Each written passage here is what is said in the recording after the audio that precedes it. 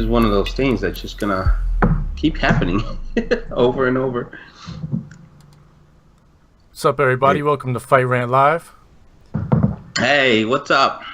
We're back. Estamos para de vuelta. Guess that's how you say it. How's it going, guys? This is Fight Rant, and we are back with a lot of stuff to talk about. First, we're gonna start off with a messy situation, I guess you would say. A broken foot. Dos Anjos pulling out of the next UFC.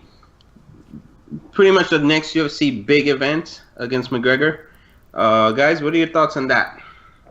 I don't know, man. I'm starting to see a trend there. I don't know if it's McGregor's calling it a bruise. I mean, even when I saw the picture, it could be a bruise. I mean, it could be that it's not even broken. I mean, it could be a bruise, and he might just need some ice and let it heal for 3, 4, 5 days. I mean, he still has like 11 days to the fight. Ibuprofen? Is that what McGregor suggested, Dr. McGregor? Ibuprofen, yeah. I mean, it could be, though. I mean, we don't know if it's really freaking broken. Who the heck knows, bro? Who the heck knows? All I know is people keep dropping out, man, and he's not a pussy at all. He does not drop out of these fights. He's like, you know what? Get me a replacement. And now look at this. He's facing Nate Diaz 2 weight classes above from where he's champion at. I don't know, man. You gotta give McGregor his props. I'm no doctor, but you know, if it's broke, it's broke. If it's not, it's not. He should have it should be simple enough to forget about a picture of your foot. Just throw up an X-ray or something. Yeah, but I believe it's happened 4 times already, Lee. 4 times that the whoever the heck he's fighting. No, that's 6. This is the 6th time, bro. 6th time. 6 times already. The 6th time. That's crazy. That people are pulled out. Sandro, does Rafael's done that? No, it's the 6th time that somebody's pulled out from a fight against Conor McGregor. Out. Oh, I was gonna say because 6 times that guy needs a wheelchair. No, that's Jose Aldo, bro. And then McGregor never pulls out. McGregor's never like, oh, okay, we're gonna have to redo this again, or I'm gonna kill the card. He never pulls out. He's like, you know what?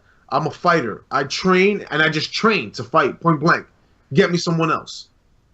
He never pulls out of anything. Most of these other guys, they pull out of these fights, man. Oh, I haven't had time to train for him specifically, and this and that, and there goes the whole card. McGregor's like, you know what? Get me someone else. Let's go. Get me someone else. He never pulls out, bro. Let's see what happens.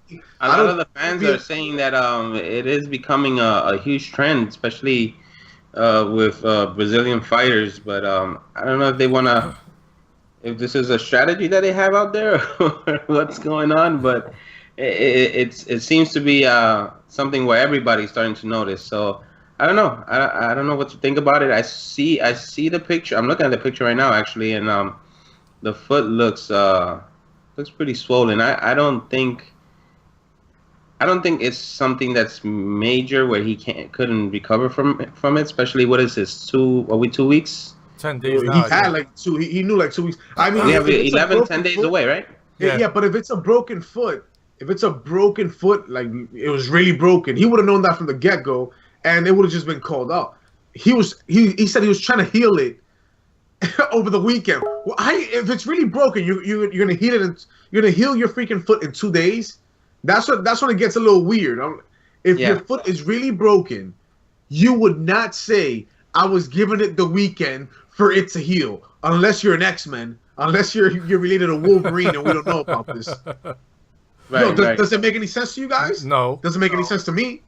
No, it doesn't. That's why I'm thinking that foot is really bruised, because as bad as it looks in that picture, it could just be a bruise. I mean, I've bruised my foot like that playing basketball when I was younger. So it could just be bruised. Who the heck knows? I mean, all I know is that if I broke my foot, you would never hear me, Lee or G.I. say, hey guys, don't cancel our plans. Give me 2 days. I think it might heal in 2 days. Get the hell out of here. That's kind of weird, man. Or at least if you're gonna pull out of a fight, at least give a little bit more notice and 10 days away from a match or 11 days away from a match. Yeah, I mean, when they came out with that, it said that he broke it last week. So you didn't tell anybody at all? You just kept it quiet and said, oh, well, He said he was going to give it Friday, Saturday, and Sunday for it to heal and get better. But then again, it is hard to let go of that red panty season that McGregor's always Red offering. panty night. Yeah, so the sweepstakes were open for a while. All right, so I guess we came to our conclusion pretty quickly on Rafael dos Anjos. It's who knows? I mean, I don't know if it's broken or not, but it's weird. what do you think? What do you think now? Like, if this fight, once this fight goes about, and say McGregor wins the bout, do you think Dos Anjos is going to be ready to face him, or do you think now McGregor might stay at 170 and not even yeah, he was talking about supposedly he was I don't know. I don't think he will though, he might not even because only because that's too much of a swing. You're going to hold the 145 and 170 and go back and forth between that. Like, that's a bigger swing than 145, 155 to keep going up and down like that. Yeah, it got complicated because his plans were really this: he was gonna face Dos Anjos. If he got that belt, he was gonna want to go ahead and face Robbie Lawler in UFC 200. And if he got that belt, he was gonna go ahead and relinquish the that's what I mean. I think belt. if he stays at 170, then I think what he'll do is he'll fight Lawler at UFC 200. Or he'll do the fight with Dos Anjos if he's ready, if he's not gonna punk out on it again. But either way, if he gets the title at 170, I think he has to relinquish the 145 belt. You can't go back and forth with all three.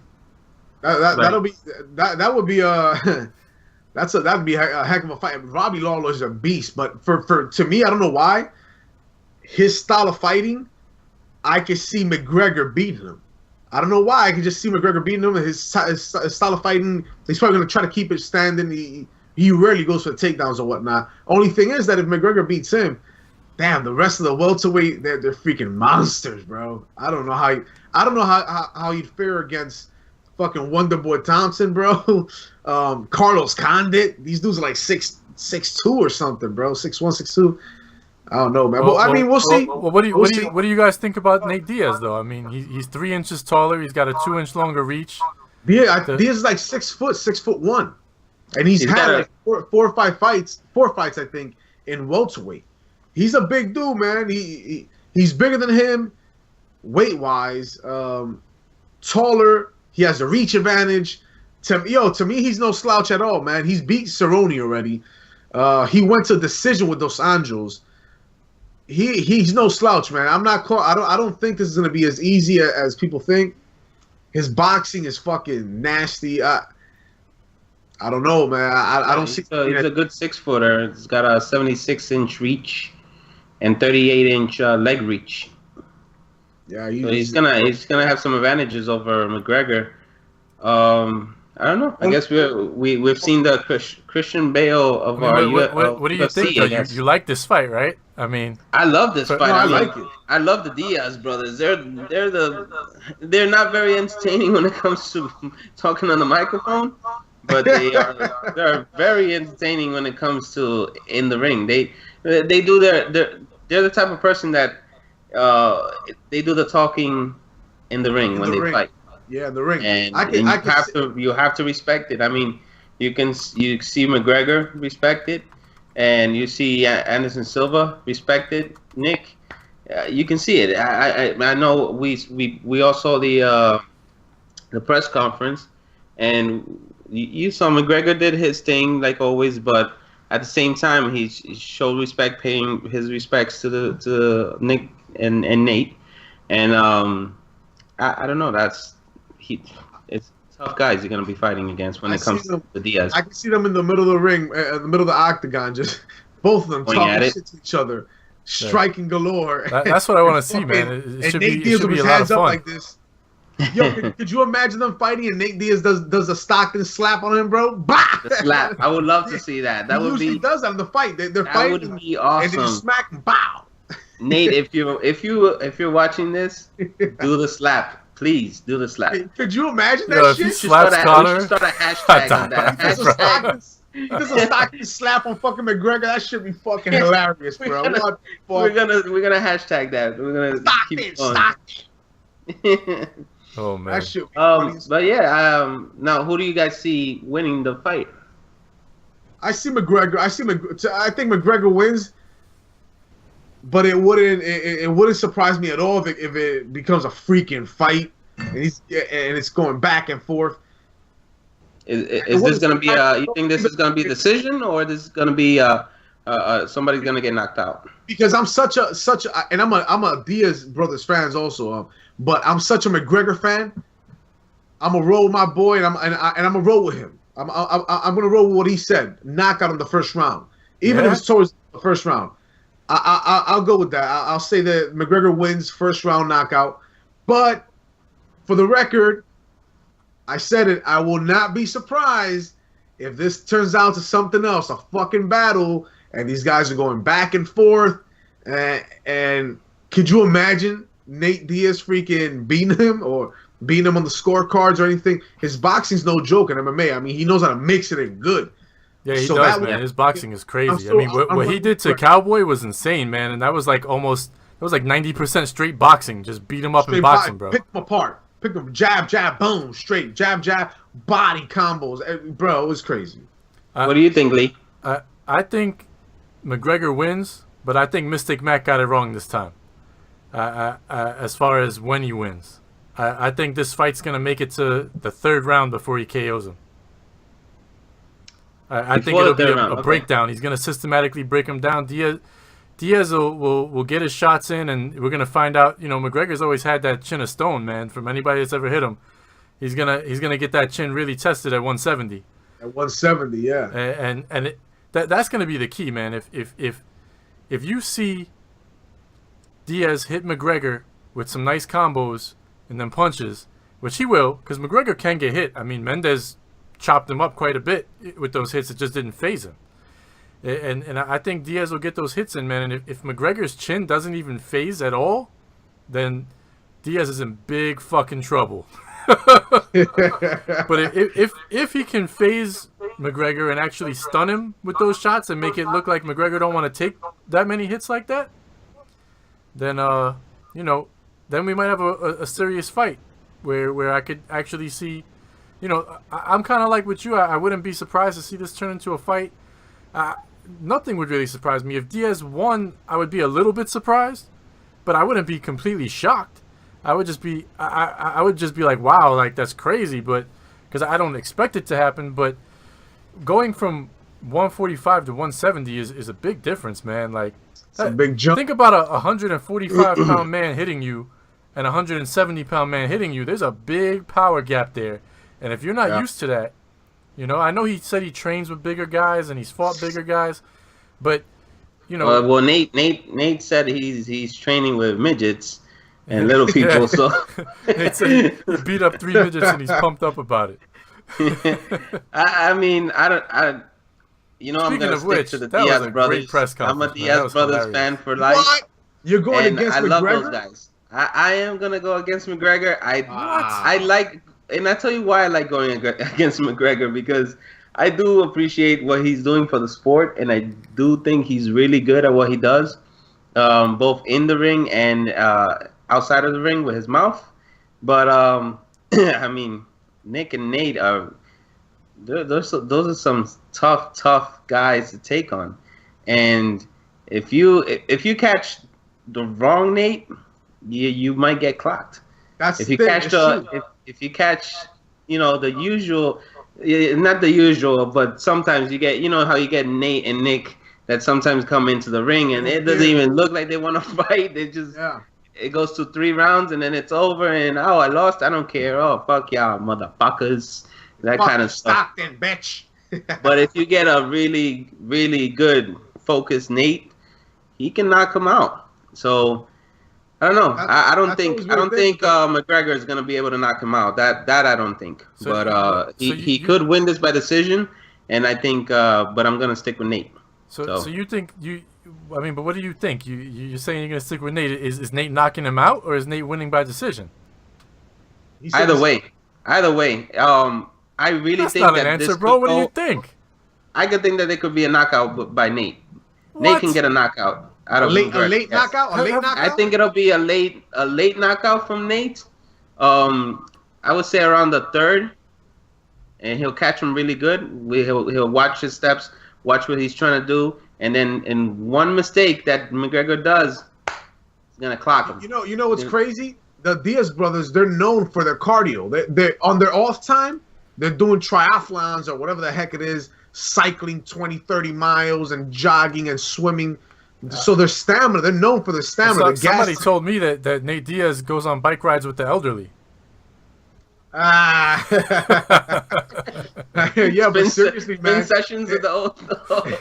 They're always running. They're always doing marathons and all these triathlon, whatever stuff, man. Their gas tank is no joke. So what he's talking about, that's always been true with the Diaz brothers. Sometimes they come in, they're not really focused, they don't really care. You can tell. Sometimes they come in and you can tell by their physique, like, whoa, these guys really went at it in camp, and they come in focused. Like Nate Diaz's last fight. Yeah. Freaking against Michael Johnson. Yeah. Michael Johnson is no freaking joke. But you saw a freaking dedicated Nate Diaz. He was focused. Yep. Those are dangerous Diaz brothers, bro. Yeah, and that's what I mean. And when they're focused, they're cerebral assassins. They do those smacks to the face have a purpose. All those taunts have a purpose. McGregor does it too, but nobody does it better than Nick and Nate. You know, those guys are pros at that. They've been doing. I don't know, Nate bro. McGregor's a pro too, man. McGregor's a pro, but tell me somebody that's gonna lay down in front of Anderson Silva like Nick did. Well, that was kind of I don't crazy. see anybody ever trying that again. out of the two brothers, Nick is the better fighter, though. I mean, he is the better fighter. But what McGregor, what Lee's saying, what McGregor's doing in the fight game and combat sports hasn't been seen since Ali did it back then. That type of trash talk, the way he can, he's freaking, and he's never. How can I tell you? He's always on point with that trash talk. It's always consistent, man. It's freaking clear. He knows what the heck he's saying. Throwing up gang signs with your left hand and blowing up balloons for the kids with your right hand. He just knows it. It's crazy, bro. It's gonna be interesting. It's definitely gonna be a very entertaining fight. That's for sure. As opposed to the press conference, I think McGregor did what he always does. He performs. I was a little. He did surprised. a good job. I don't think Nate was. I've never thought Nate was very interesting when it comes to, mic work, unless he's in the ring cursing Dana out and telling people off. That's the only time that he's interesting. But he just it looked like he just went there to sit down, do his job.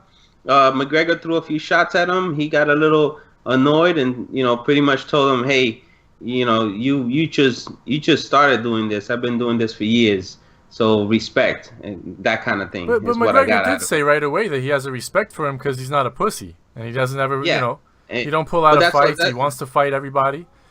Yeah, but that's the only thing that came out of Nate's mouth, really, when you translate all the cursing and everything. It was pretty much, listen, you're gonna respect me. I've been here for years. You just started doing this. You're a millionaire, so what? Bullshit. I don't care about the title. I don't care about you. I don't care about Dana, all your steroid peoples. I don't care. And let's do this. And McGregor showed Speaking of that was crazy. For Nate to say everybody in the UFC is on steroids and then to legitimately say that Conor, he straight up said, you're on steroids to Conor. And then you saw his mics mysteriously stopped working. Yeah. They all stopped. Both of them stopped working. Yeah, that's kind of. And then when he tried to pass the mic over to Nick, it wasn't working either. Yeah, that was pretty. I can't believe he said that though. That's crazy, man. They're crazy. They don't give a fuck. Don't you remember Nick Diaz talking about wolf tickets? Dana selling you guys wolf tickets and shit. Yeah. These guys. But we'll see what happens. This fight is 10 or 11 days away, and we'll see what happens. We'll see who's right. Most likely, I'll be right, like I usually am. Please, bro. But maybe you guys will be right. We'll see. Now, as far as tomorrow, not tomorrow. I keep thinking it's Friday. Saturday. we have Anderson Silva versus Michael Bisping, and that's on UFC Fight Pass. What do you guys think about that? The return of the Spider. The Spider. I see that. I see a second round knockout by Anderson Silva, and I see him going back and trying to get the belt again. They've been talking about that, depending on how he looks and whatnot. I predict that he looks like the old Anderson Silva, and he's been rehabilitated from that injury for a while now. So I see him being back to the same Anderson Silva. I see him doing some crazy stuff like he used to do before. I mean, literally stepping back on the cage and calling him to come over, swinging at him, and him just straight up just vintage Anderson Silva, and I see him getting the next title shot. I mean, I've always said it. I've always felt first fight against Weidman, Anderson Silva just kept playing around way too much. Boom, gets clipped. Second fight, freak action. I understand when folks say that, hey, yeah, but didn't you see in the clinch? He caught him with one shot, and he dropped. He almost knocked him out just with that one shot, and this and that. Okay, whatever. But I mean, Chael did the same thing to him. Anderson Silva usually, most of the time, he makes a comeback and he's gonna light you up. But he snapped his leg on that one. So I've always felt the way he lost, even the belt, was always it was just so weird. I could see him easily getting back and fighting for the belt and winning. If he looks impressive in this fight, and he does how I think he's gonna do, I think it's gonna be a second round impressive knockout, vintage Anderson the Spider Silva, and then they're gonna book him for the middleweight belt. Well, he looks like he's got the reach as far as arm reach, 77 inches versus Michael's 72. Michael's got a little bit of a more advantage on the legs, 44 inches opposed to 42 on Anderson. Lee, what do you think about that? Well, I too think that we're going to see the old Anderson Silva, but not in the same way that Franklin does. I think we're going to see old Anderson Silva because he's old. Wow, for real? No, look, I'm not saying he's going to be bad, but I think I still think he's going to win. I actually think he'll win, but I'm not as enthusiastic to think that he's going to look vintage. I just think that time takes a toll on everybody aside from the injury. He'll still be good, and he'll be good enough to beat Bisping. I don't think he can beat Rockhold. You know? No. I do. No. I think he can. I mean, if he can. If he's completely healed, and we'll see how he looks. I mean, we'll see how he looks. If he looks like old Silva, I love Anderson Silva, man. Like, that dude is, to me, you can't have a conversation about some of the greatest MMA fighters of all time without putting him in it. Right. To me, he's the GOAT. I think he's the GOAT in MMA. Till now, we have to see how John Bones Joe's career ends, but to me, as of now, I think Anderson Silva is the GOAT in MMA. Yeah, I mean, I'm rooting for him. I look at his age now and just watching some of those UFC embeddeds and stuff, like he's in shape, he's doing his thing. But he just, something about him, even just watching the UFC embedded episodes, he seems just a little bit slower. Still good enough to win, and he'll still get it, if I had to pick it, I guess I would probably say third round knockout. Third round? I think it'll take him a little bit longer, but he'll still get it done. I honestly think this might go to a decision fight. It's possible too. It could maybe because go to what I'm going to be watching more is Anderson's leg movements and how cautious he's going to be. It happening to you once is one thing. Happening to you twice, that could be traumatizing. So, you got to watch out for that. Just look at his movements and see if that's changed a little bit. If he's going to be more cautious about throwing his kicks out there, I mean, he's got great hands and he's got good movement, so he can do without it.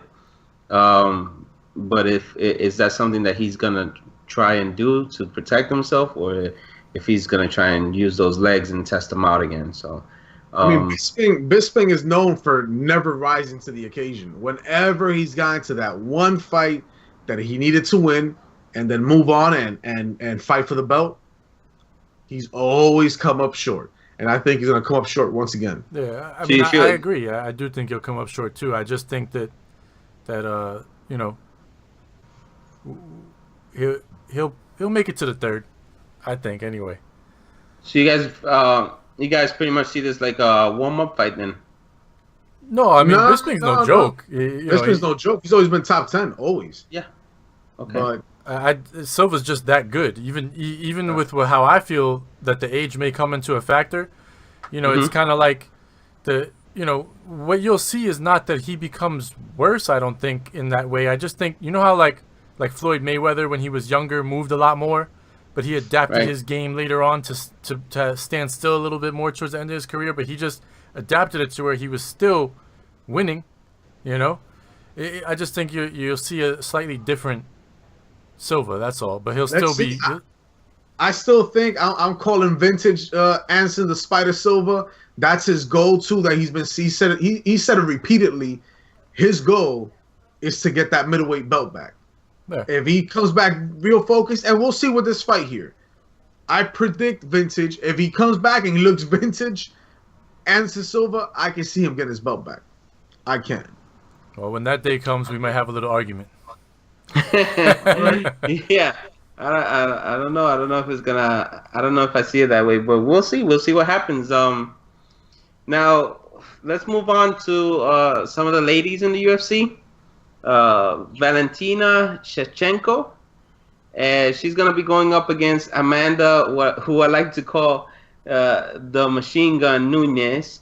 And if you guys don't follow Tisha Torres, then you should follow her on Periscope. They did a great video where Amanda Nunes was dancing to a Brazilian song. Had something to do with a machine gun, and she would do the whole machine gun dance, and it was just hilarious.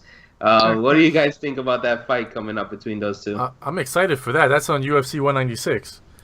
I mean, I'm pretty excited for that because, I mean, Amanda Nunes has been on a roll, and, I believe she's like ranked 5th by the UFC right now, I think.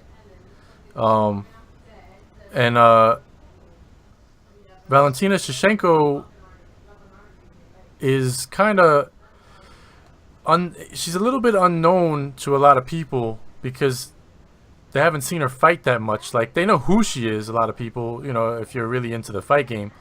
But I've watched her fight a few times. She's got some pretty impressive wins under her record, including a kickboxing victory over JJ. I mean, okay, she can fight. She's well rounded. Yeah, she's well rounded. I wasn't too. I can't remember who her last fight in the UFC was. I wasn't that impressed with it from like an overall fight perspective. Like, it just wasn't a very entertaining fight.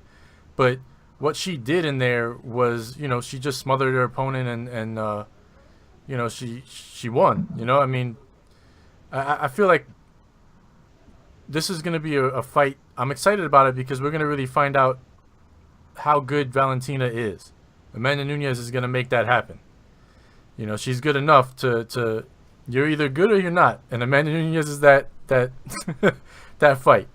You'll find out real quick. I think she's legit. She's legit. I mean, I've never really seen it tested that much, but the way I see this fight going, I see it going all 3 rounds. A barn burner, bro, just straight back and forth. And I see Amanda Nunes edging her out. Like 2-1? Winning by like a point winning or something like that. And I think we have those are 2 of the ladies we have in our Fight Rant top 10. I believe Nunes is number 4 ranked, and we have Shevchenko number 8. So that's going to be an interesting match, and we'll see how that takes off. I'm honestly going to stick to my girls. Valentina, I'm going to have to go with her. I love Amanda, but I stick to my girls, and I stick to my my Russian and if they're Russian, if my they're club, AKA, my little club. if they're Russian fighters, whether Russian it's or anywhere in MMA that or vicinity. boxing, whether They're it's mine. MMA or boxing or kickboxing, if they're Russian fighters, GI will side with them. I think I'm not sure if he's part Russian. I don't know what's going on, but just so the Fight Fan Nation knows that's the case there. You get used to it. You know, I feel funny about this fight, man. Like I actually believe that Nunes is gonna win, and I kind of feel the way Franklin does. It'll be like a decision win, just by a point, 2 rounds to 1. But I got a funny feeling that it might not go down that way, and if it does not go down that way, I'm not going to be completely surprised. I don't know why. I just got a funny feeling about it. There's no reason for me to feel that way. I just do. I mean, she's legit. And if she does lose, we're not blaming this on me again, right? We're not saying that GI called the mafia to take care of this. All right. Well, I think that covers our UFC for today. Heading up into some boxing news. Start off with Keith Thurman. That match he's got coming up has been axed for the moment. I saw they axed the rest of the card too. He had a car accident. Nothing serious reported, but he's suffering from whiplash at the time from the airbag deployment. I don't know if they're gonna completely axe the whole match. Do we know if that's changed, or if that's gonna be something that we're just gonna change it over to another fighter? Well, I think the last report I saw, they actually axed the whole card now. Oh, wow. So I mean, what can you do? Car accident is a car accident. If he's got whiplash, he shouldn't be boxing. Yeah, that's not something you can you can help. It just happens. Sucks. I mean, that sucks in the boxing world. That's one of the few guys that's young, pretty much. I guess you could still call him up and coming. I mean, building a fan base, and he's exciting. He comes to fight. Kind of sucks that in the boxing world. I mean, you're gonna have to hold on for that one then. Probably it has been reported that it was canceled. Sean Porter, I guess, is gonna have to find somebody else to fight at that time. I don't know if they're gonna pick up somebody for him around the same time, or if they're just gonna wait it out. It's sad, man, because I was really looking forward to that fight. That was a fight where both guys are actually pretty legit, and they were actually gonna fight. So I hope that in a relatively short period of time they can get that fight done. Because I do like both of them. There's rare fights. It's rare times when I get somewhat excited nowadays for a boxing match. But Keith Thurman, I mean, I don't think I've ever seen a boring Keith Thurman fight. So that kind of sucks there. Yeah, and he's also good on the mic. I mean, he talks like a professional, and when he needs to pump up a fight, he does his job the right way, and that's something that we really need in the boxing scene, and that's yes, sir. It's unfortunate, but what can you do with an accident, right? Accident's an accident. But this weekend, we have a lot of good fights coming up. We have Scott Quigg versus Carl Frampton. That's in Manchester. Those are probably going to be early matches, around 4 o'clock or so, Eastern time. We have Terrance Crawford versus Henry Lundy. He's going to be on HBO.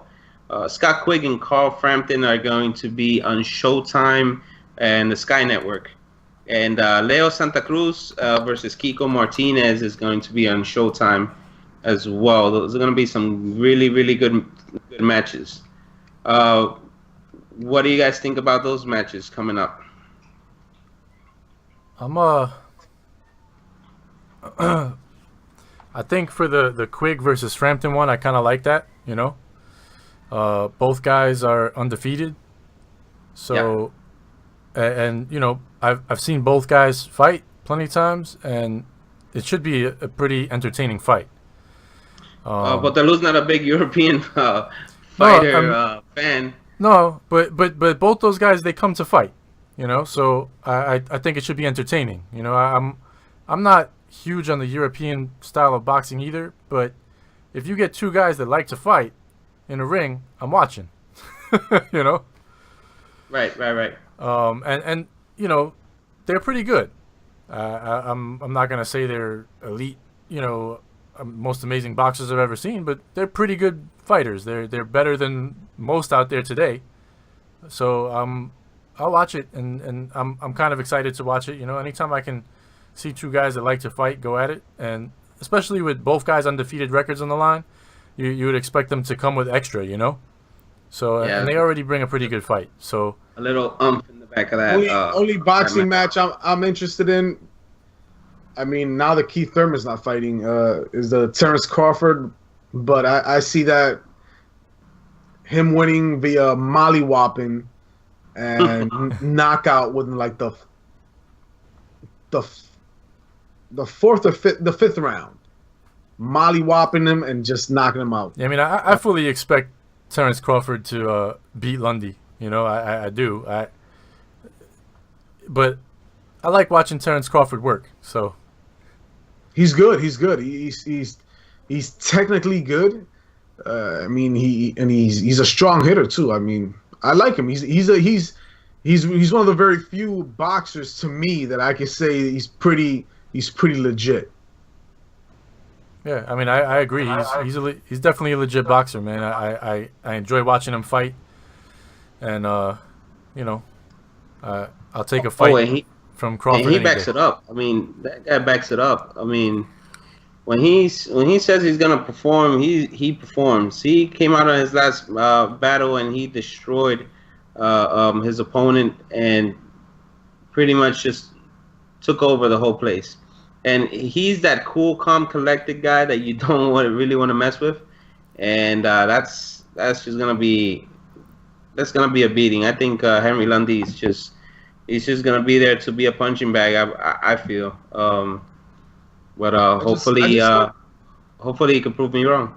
I hope the boxing media or boxing management or just boxing world in general. I wish they would promote and build their especially the legit boxers, you know, so folks would know who these guys are. They can become mainstream, kind of like what boxing was before. These guys aren't pushed at all. It's just almost no. I mean, Terrance Crawford he's freaking legit. That's a badass right there, and the vast majority don't really know unless you're like a boxing fan like that. These guys, listen. Please, boxing media and management or whatever you want to call it, the boxing world, pump these guys up, build them up, get their names out there, promote them. It'd make it a lot more interesting.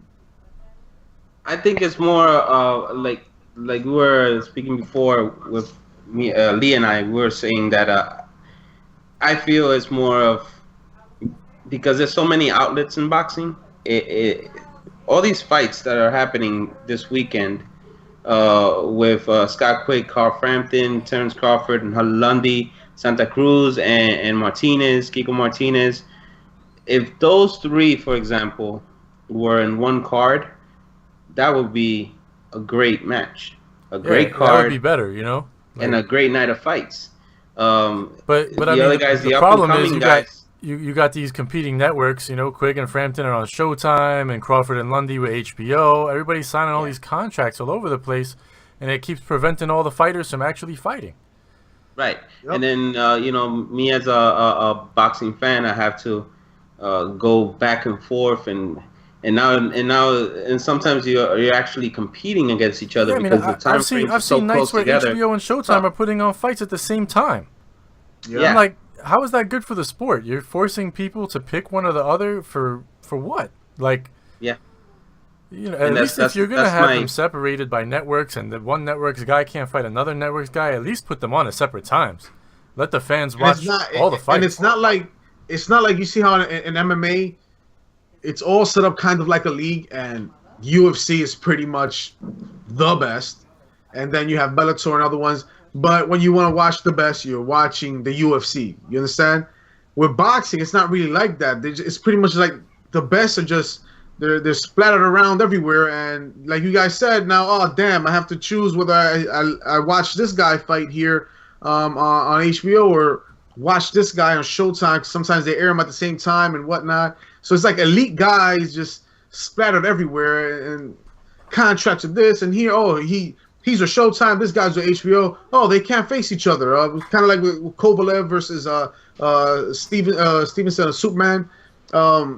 They can't fight because of this, and it's just so much. Ring and Dow and all of them. Yeah. It's just man, it's always something, dude. And that's what's hurting. That's what I think is hurting the sport the most, because I know that there are really good fighters out there. They're just not all in one place. They're not in one place, and it's fine if you want to have all these different promoters. That's fine, but when it becomes a problem where you're keeping really good fights from happening that could possibly become great fights, that's a problem, because now you're hurting the sport of boxing, and the fan bases, then they start going somewhere else. Like exactly like with what's going on with the UFC. All the fans going over to the UFC because some of the interesting fights are not happening. You see it maybe once or twice a year, as opposed to before, where we had fights left and right. Every week you had a really good fight, even on Telemundo channel, the Spanish channels. People I knew that didn't speak Spanish, were watching Telemundo. I don't know what he's saying, but I saw him get knocked the fuck out. Yeah, the best are fighting the best. The best were consistently fighting the best, always. And you knew these guys. They were promoted. You knew these guys. That made me think of something kind of crazy. Like, could you imagine if one day they do something where it's like a cross promotion where you have fighters from the UFC fighting against fighters from Bellator, like on a card? That would be really insane. The only thing is that the only elite fighters that Bellator has are the elite fighters that they signed. The veterans from the UFC, which is Phil. They have Ben Henderson. They have Phil Davis,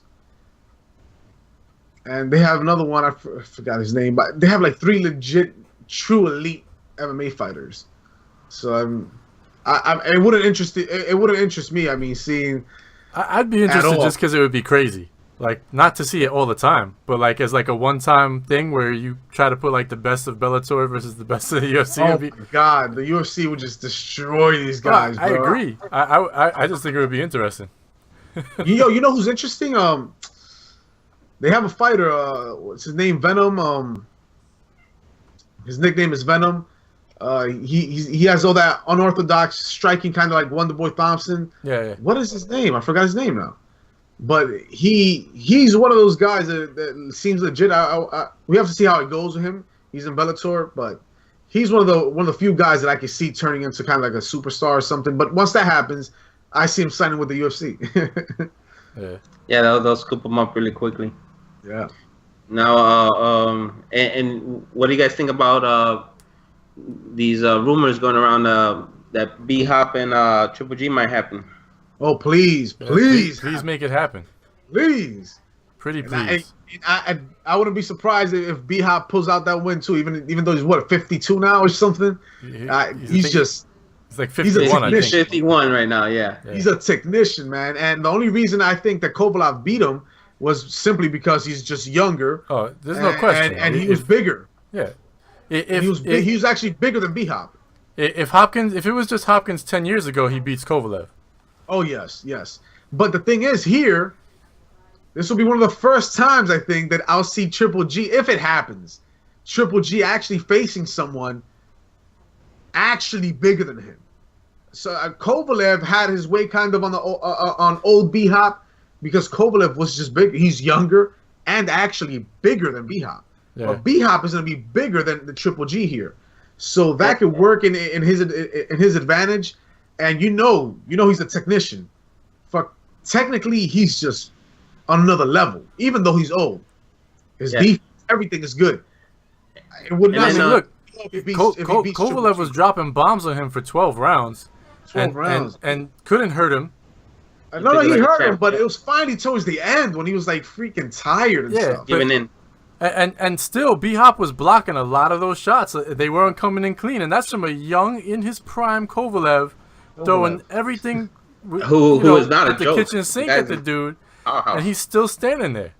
Yeah, I don't see Triple G being able to do that to B-Hop unless when those, it's been what, 2 years now, a year and a half, 2 years since he fought Kovalev.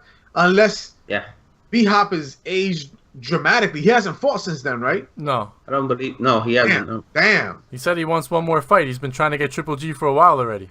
God damn it. I know he has. He's calling Triple G out for like 2 years, and Triple G just ignores him, even though he'd be the biggest name he's ever had. And Triple G's running out of options. I mean, in the middle-weight division, all he really has is that hold on the mandatory fight against Canelo. If that happens, that's great. That's going to be a great match. If it doesn't happen, then it gets surrendered, and then he's going to end up fighting Billy Joe Saunders, which to me is going to be a molly-whopping. A cleanup, yeah. And then from there, he has no other choice because there's really nothing, I wouldn't even go after that belt. He's going to have to go up. I would take the Hopkins fight right away if I don't get the Canelo fight. Yep. That would be my he's not getting any younger, man. Because I don't see Saunders as being anything any kind of draw at all. In Triple G, he's getting some draw, not like Canelo, not like nowhere near Floyd Mayweather Pacquiao kind of draw. But he's getting some draw, and he's got a fan base going on. But you mix that with Billy Joe Saunders. Saunders got a draw, but it's all in the UK. You know what? The truth of the matter is Triple G, like, he didn't pull numbers with Lemieux, and I think that a big part of that problem is, you can see it in old fight patterns, right? Like, everybody loved Pacquiao when he was doing great, but when he fought somebody like Algieri, the pay-per-view numbers were bad. He had better pay-per-view numbers with a better opponent. It takes two to tango, you know what I mean? So I think if you put Triple G on a pay-per-view card with Canelo, or you put him with even with Hopkins, you could put it on pay-per-view if you wanted to, and it would sell. You get a. Do you think it does as much as Canelo versus Cotto did, which did 900,000? I think if you put Triple G with Canelo, you'll probably be in the same area.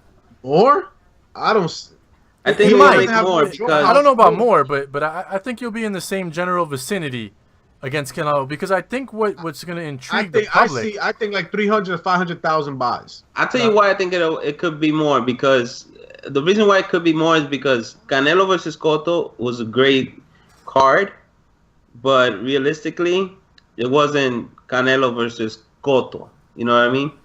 It was Cotto out the door, Cotto. But if you grab Canelo versus Triple G still got it in him. He still got that power. Canelo's the rising star.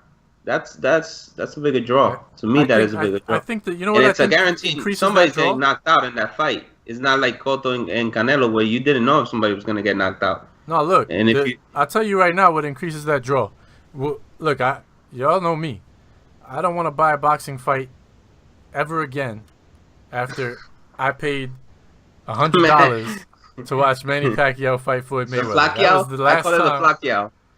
But look, I've passed up pay-per-views. I won't do it in UFC, but I'll do it in boxing. But look, to me, I would pay for it only because I want to know what Triple G really is. And you're never going to find out unless it's against Canelo or Hopkins or I don't think Canelo's the guy. Not to me. I've never, and look, it's true. I've never thought he was the guy. I know you're not a big on Canelo, but let's be honest about it, bro. Not because of that. I just think once they go in there, once they're in the ring, you'll just see the size difference. You're gonna see the size difference there, bro. Canelo's kind of like a Lemieux kind of thing. You know what I'm saying? Something like that. Trust me, when they get in there, you'll see Triple G is just going to be physically bigger than Canelo. I think Triple G beats Canelo, and it's not. We're not going to get to see.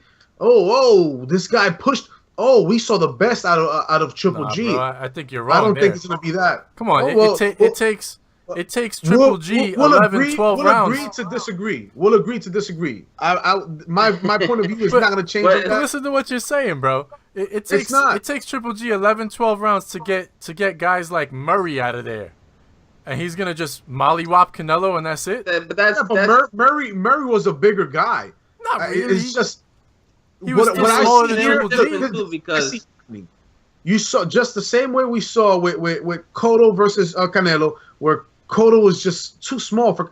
He would catch Canelo with good shots, good count, boom, boom, boom. And you just see it had no impact on Canelo. Yeah, I see the. How do you know that's not because Canelo's chin is that good, bro? What happened? How do you know that's just not because Canelo's chin is that damn good? No, I'm talking about even body shots. Even the body, that left hook to the body and everything, it would not phase him. You would see when it would land his body, like, this dude is too big for Cotto. It was and just, you think the second he steps into the ring with Triple G, he's going to get hit in the body and it's going to phase him to where he goes down in like 2 rounds and he's done? Yeah, I think the size difference is going to be too much. I disagree. Triple G I do think that Triple G it's gonna take Cotto out. You mean Canelo? But as far as Canelo being too weak or not, or he won't be able to take the hits that Triple G will bring, or the weight difference or the height difference. I don't think so. I think it's not about that. There's a definite difference in size. Canelo's not even a 160. He's not really even. He's gonna give Triple G that fight, but he's not even a 160 guy. Let me ask you a question. Triple G is truly not really a 160 guy. That he should really be 168, 172. That's his body build, his frame. Trust me, when it happens, you're gonna see it. You're gonna see. What is it McGregor says? Fuck weights. Well, that's a little different. Class, you know? Guys aren't McGregor, bro. The point is that you're gonna see it. You think? Mark my words. If it ever happens, if they do face each other, mark my words. It's not gonna be because of lack of skill from Canelo or nothing like that. You're gonna see they're gonna go at it, and you're just gonna see that Canelo's not really gonna have that much of an impact against Triple G. Triple G's gonna walk through him and boom, boom, boom, and catch him. And I see him probably knocking him out like in the 5th or 6th round. All right, look. And I'm not a Triple G guy, man. But you feel exactly the same way, even if the fight happens at 155. Yeah, because when they hydrate themselves. Yeah, but think about the extra work that Triple G has to do to get to 155. He might be a little drained. Yeah. I don't, man. You've known this. You guys know this for the past 2 years. I've been saying it. Yeah. Canelo's not the guy to test Triple G. I think he'll test him. I don't know if he'll beat him, but he'll test him. I don't think he'll beat him either, but I don't think that Canelo's one to be overlooked either. He's not someone to be overlooked at all. I mean, in his last few performances, he's proven that his power is getting stronger and stronger by the minute. That's true. When he goes up against Triple G, it's going to be a really good match. I think because Canelo likes to go at it, he might be in the losing end of that battle. And I think that's... I have a good point here. I have a good point for you right now. I have a real good point. Real good point. You saw how, to me, when he fought Cotto, to me, Cotto outboxed him, but it didn't matter because Canelo was just too strong. It was just beating him anyways. I didn't. To me, you saw better boxing from Cotto. It wasn't lopsided like people. It wasn't lopsided like people said. Most analysts even said it. Cotto was doing work. It just didn't matter. Oh, he just did not work. matter. I did not matter. It did work, but I listen to what I'm saying. Listen to what I'm saying. Canelo, I think so too. Canelo did not put Cotto away. It went all rounds, right? Well, that's because if Triple G fought Cotto would be knocked out within the 4th or 5th round. Okay, but that's Triple G though. Triple G is the Golovkin. Canelo's that strong and blah blah blah, but he couldn't put the smaller guy Cotto out. No, nobody knows what kind of chin Triple G got though. Triple G's never really been hit on the chin. not clean by somebody with power. We know yeah, Canelo has a chin. Not a lot of. Well, he's taking some shots though. I mean, they don't have a lot of power like Canelo would have. I don't think so. But I mean, look what Canelo did to James Kirkland. James Kirkland demolished the dude. He got destroyed. And don't even bring that fight up, please. Don't even bring that fight up. Look, he ran right through him. Don't listen. I'm not gonna give you any props when you stand there like a freaking idiot, swinging like it's freaking rock'em sock'em robots. And then all he did was think. You just saw him think, kind of Canelo. Let me stop the trading. Let me let this guy tire himself out, and then I'm going to go in and boom, boom, catch him. And that's all that happened. That is all. What in the flying fuck did Kirkland? That was the most retarded game plan I've ever seen in my life. I can't even give Canelo props on that. Off of that fight, literally, you'd probably be able to do that to Kirkland if he did that to you. I give him props for a hell of a knockout. Swing. That was a 360-degree knockout. Yo, that was a hell of a knockout, though. I give him props.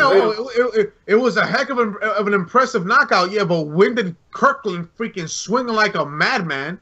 And then you just saw Canelo think, because Canelo was kind of banging with him in the beginning, then you saw Canelo think, what the hell am I doing? Yeah. Let me just swing. Well, and he just kept swinging, and then Canelo just waited. He thought it out and did the right thing. He did what he had to do. Fighter, bro. He did what he had to do. That was not impressive at all. That was that's not. What I would like to see though with Canelo, apart from Triple G, would be a rematch with Lara. That would be good because it was a decision win. They both beat Austin Trout. Who's that? Canelo beat Lara by decision. You talking about a rematch between them two? Yes, yeah. They both beat Austin Trout unanimous decision. My whole problem with that, and that fight was really it was in between. I mean, it could have gone either way. I felt, but if those two were to go at it again, I think it would be a different story. I think Canelo would show more I power. think he would show a lot of improvement over the last time. But to me, the last fight, it was boring. Lara didn't fight. He spent most of the fight moving away, and you know, that's fine. You can move away. It's boxing, but you gotta mix it up too a little bit. You gotta win rounds. You gotta steal. Right, exactly. I thought he outpointed him in that fight and won. Not exciting, but that's what I thought. He actually edged him out. Who, Lara? Yeah, I thought Lara edged him out by like a point or something.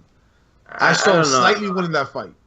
I think he just didn't plan it out right. It wasn't exciting at all. I'm not gonna say it was exciting or anything. I mean, but technically, Lara is good. Defensively, he is good. He's a good defensive fighter, you know. Yeah. I saw him edging him out. It was not an impressive fight at all. Nothing you're gonna hear me clamoring about or anything like that. But I thought he beat Canelo by about a point or so. Well, we'll see. I mean, there's a lot of things happening for boxing. They just they have to plan these things out a little bit better. Get these cards set up right. Like I said, you guys have some good fights this weekend. Scott Quigg, Santa Cruz, Crawford, Lundy, Frampton, Martinez. That's all this week. We have the UFC stuff going on this week as well. Now. We'll step off and we'll take over from here and end it off into some WWE news. I'm the leader of the WWE news here. The only WWE news here. The only WWE. Sorry, guys. I can't really have any helpful input in this subject here. Now, take it away. All I gotta say about WWE is. The last pay-per-view, Fastlane, I was very impressed with it. There was a few matches that I wasn't very interested in. That was pretty boring. AJ Styles, Y2J. It's like watching my two uncles fight each other in the ring. It was just one of those things where they look good doing their stuff, but then they don't have the speed anymore. It's not there anymore. So that was probably the most boring fight I saw in the pay-per-view. But the pre-show was great. Kalisto defeating Alberto Del Rio, and he retains the U.S. title. That was a great match. Becky Lynch, the last kicker, and Sasha the Boss Banks defeat Tamina Snuka and Naomi. If you didn't know this, Franklin, Sasha Banks is Snoop Dogg's niece. So she's a pretty good-looking little lass there. And then we had Kevin Owens, who defeated Dolph Ziggler for the Intercontinental title. Kevin Owens is one of my favorite wrestlers right now that just came into the scene of WWE. He's been around for a long time, but he finally got his big break. He's defeated John Cena in a great match. He's done some really good battles with Dolph Ziggler, and he didn't fail to impress this last pay-per-view. Then we had the Titans, which I like to call them, which was the Big Show, Ryback, and Kane. They defeated the Wyatt family. That's Bray Wyatt and his family, who to me is what I would call the new dynasty. Bray Wyatt should be the Undertaker. He's the next Undertaker. They're taking a little bit too long to throw him out there. They keep taunting and taunting and taunting. I don't know what's the delay. I understand Undertaker's still around, but maybe we should, should use them to bring Bray Wyatt in. Create a great story. You can make a great story with Bray Wyatt and the Undertaker. Not just them fighting each other, but more like the Undertaker passing on the torch or whatnot. The Big Show, Ryback, and Kane was a great idea. Those guys worked great together. Big Show was very impressive. Big Show was throwing fly kicks and doing spears, which I've never seen. I've seen him do it before, but not at the speed that he was doing it on this pay-per-view. So it was very impressive. Ryback doing a lot of things differently this time around. But then on Monday, they went ahead and kind of flipped it, where Ryback turned his back on the team and left. So that's probably going to be another mess where they separate these guys, which should stay together, and becomes another boring scene. The other thing that we had Brie Bella. She represented very well for Nikki Bella, her sister, who's currently out of business right now with a broken neck, a hurt neck. So she's under recovery, along with John Cena, who's got a bad shoulder. She did a great job. She wore Daniel Bryan's famous goat boots, and did a little homage to her husband there, and did the best she could against Charlotte Flair. She did lose, but she did a great performance. It was a great match. No flakes, no mistakes. Everything was really good, and for her frame and her size, I was very impressed with Brie Bella there. Edge and Christian came around. They did a nice little comedic scene with the New Day. I don't know if you guys have seen the New Day. Those guys are hilarious. They wear just picture this: 3 huge guys wearing those wrestling tights. That one of them does. Big E. He wears the wrestling tights like. I don't want to picture that. That sounds awful. Like, and sometimes they wear unicorn horns, and one of them walks around with a trumpet and just trumping around. New Day rocks, and the audience yells, "New Day sucks." Very funny stuff. They were okay. They were okay in this pay-per-view. They weren't as funny. Edge and Christian, they were trying to promote their show, which is on the WWE Network. Totally reeks of awesomeness is what it's called. I saw the first episode. It was interesting. It was funny. It had some funny parts. Even had my wife laughing to it. So that's an achievement actually. R-Truth, he loses to Axelmania, or that was due to an accidental interruption from Goldust, who's dying to become his partner. And that didn't work out for him. Roman Reigns, Dean Ambrose, and Brock Lesnar was the main event. That was a great main event. I don't know if you guys saw it. If you guys don't follow us on Instagram, we had plenty of pictures there. On Twitter, we also had plenty of up-to-date stats, and I kept putting in all the information that I can see as I was watching the show. I was so excited about that. Roman Reigns and Dean Ambrose went at it. They took care of Brock Lesnar a few times, put him through one table. They went back and started fighting each other again. They see Brock Lesnar is still trying to get up. They put him through the other table, and this time they bury him under the table to make sure he stays down. Brock comes back, grabs both of them at the same time, and takes them to Suplex City. Great show. Everything went great. No flakes, no mistakes. I loved it. Roman won the main event, which makes him the next that takes him up to WrestleMania 32, where he'll be wrestling against Triple H, which I'm a little concerned about, being that it's Triple H and he has no knees anymore. So I don't know what's gonna happen there. It's probably something I'm gonna want to record. Oh wait, I can't record it because it's on the WWE network, so I can't save that. But hopefully he doesn't break his knees again. And let's see what happens on WrestleMania with Triple H. Now for Monday Night Raw, they announced Brock versus Dean Ambrose. It's going to be a no holds barred street fight. Brock put him through a few tables, beat him senseless. They had to take him out into take him to the hospital. Dean steals the truck, comes back in, and takes another beating by Brock Lesnar, and then he challenges him to a street fight, which Brock Lesnar accepts. That's going to be interesting. That's going to be great. To me, Dean Ambrose is the new Stone Cold Steve Austin. That's what they're making him into. And I think he's great. He's very funny. He's got his little puns. Roman needs a lot more work. He's still having trouble pulling the fans. The fans are still booing him a lot.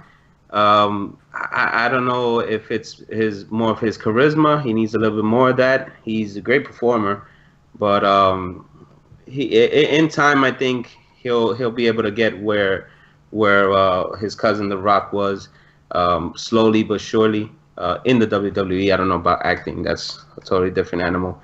But also on Monday Night Raw, Shane McMahon came back, returned, and he made a deal with the devil, his father, Vincent Kennedy McMahon. And that deal was that he wanted to take control of Monday Night Raw because he thinks his sister sucks at the job. So the whole deal was with Vince that he will take control if and only if he defeats The Undertaker at Hell in a Cell, which I can see it right now. Somebody's going to fly off of that cage, and I can't wait to see it. So, and I think I heard Franklin tell me that he was probably going to come over and see that because he's a big Shane O'Mac fan. So Shane O'Mac. So that's the whole wrap up on WWE. WWE has a lot of things going on. There's a great show they have called Breaking Point, where it takes you behind the scenes and shows you a little bit more about the sport and the company and how they work and how they train their athletes at the new Performance Center in Orlando. You guys should check that out. It's a good show, great show. The NXT only plays on WWE Network. I believe they still have a show on Tuesdays. I'm not sure because I'm not too much into the local channels. But NXT is a great kickoff for them to train and learn and become superstars. But to me, a lot of the shows in NXT that I've watched so far have been way better than what's going on in WWE at the moment. A lot of great superstars there. I can't wait for Bayley to come over to WWE. I understand that we pushed out Charlotte and we pushed out Sasha Banks and we pushed out the Last Kicker and Paige. Those are all kids that came up from NXT and are now superstars there. So we do need somebody to take care of the business for now. Finn Balor is about to step out and go into WWE soon. I can see it. He's a great character, and it'll work perfectly at the main event and the main scenes. So just check it out, WWE Network. Can't miss it. It's not a bad deal. WrestleMania. If you guys haven't signed up for WWE Network, at the time of WrestleMania, you can sign up, or just before. You get the first month for free. Check it out. If you like it, keep it. I'm not their sponsor, but if you like to send me something, that's fine as well. But guy's over here promoting check it out. I think it's a great idea, and it's a good deal for us, the fans. And that's something that we used to talk a lot about UFC and how the UFC network would it would be great for them to do that. I remember Franklin saying that was a great idea if they would do that and create their own shows and have their own network and their own control. That's everything for today. I think we've wrapped everything up. You guys have anything to say? We'll be back soon. We'll be back soon. That's the end of the show, guys. Check out FightRant.com. Subscribe to the YouTube channel. We'll have a post UFC fight night, Silva versus Bisping. Something we should have something up there for the post UFC fight night. And follow us on Twitter also. And leave us any feedback, any comments, any topics that you guys want us to touch on FightRant.com. Follow us. Shout out to our favorite performers out there. You know, Triple G. Shouts. Paige Van Sant, I'm looking at you, girl. So shout out to you guys as well. Nick Conor McGregor. Say hello to Nick Newell, guys. Big shout out to Nick and to all the other performers. Keith, I hope you're getting better, and hope to see you on the ring soon. All right, guys. Great show tonight, and we'll see you guys next time on Fight Rants. All right, guys. Take it easy, everybody.